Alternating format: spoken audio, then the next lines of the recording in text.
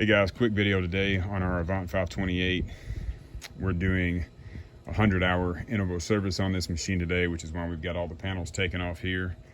Tools you'll need for that: 1/4-inch impact Phillips bit. We use a 12-inch extension and a magnetic tray to keep up with our loose screws and bolts.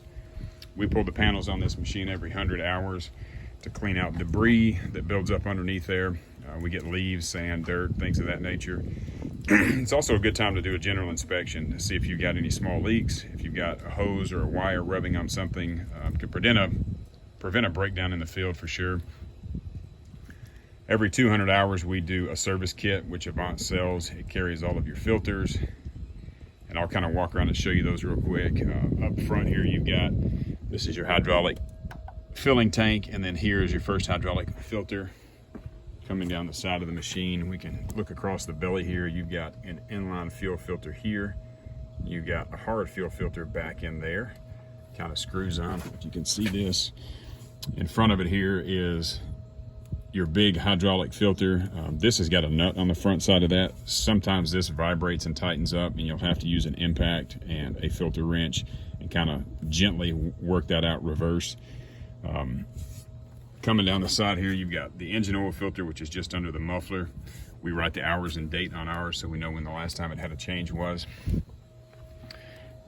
Air filters in this guy right on top.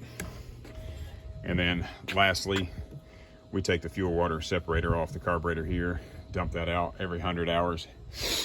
And we do it on the 200-hour service as well. Pretty quick to put those kits on, I think start to finish, draining the oil. You're around 45 minutes or an hour. Pretty simple. I can't remember what the cost on the kits is, but you can get them from your dealer locally there. So 2-year review for us on this machine. This one's around 900 hours. We've had 3 of these machines. We've currently got 2 of them. Super rock solid machine. We looked at these machines for several years before we bought one, kind of looked at everybody in the industry that was making them, and we were impressed. Not only just the track record, but the design. There are a few things that could be improved, but we've looked at all 5 manufacturers at some of these big trade shows, and I think these guys do the best job.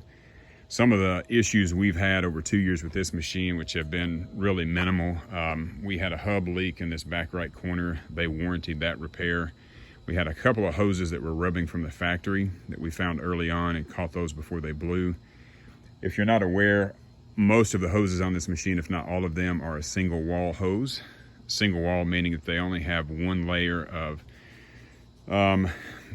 metal mesh. I can't think of the correct terminology, but basically it's a sandwich. You've got a layer of rubber, which is on the outside, then you've got a layer of wire mesh in there, and then you've got another layer of rubber, and then internally is where your hydraulic fluid flows. A double walled is going to have 2 layers of that metal mesh, so it takes a lot longer to break through those hoses for rubbing.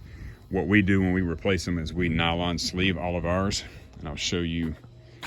We replaced some of these recently, and some of this is what's come from the factory here. You can buy this stuff by the roll. It just slips right on your hoses, and it allows the nylon to slide instead of rubbing directly on your rubber. Or they do make an aftermarket product like this where you can just simply wrap it around the hose, zip tie it to it.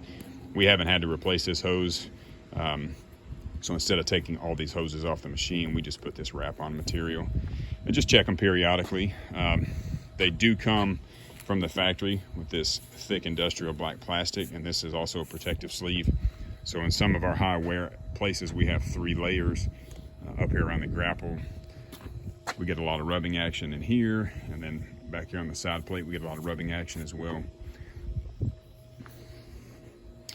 Other than those breakdowns, we haven't had anything real major.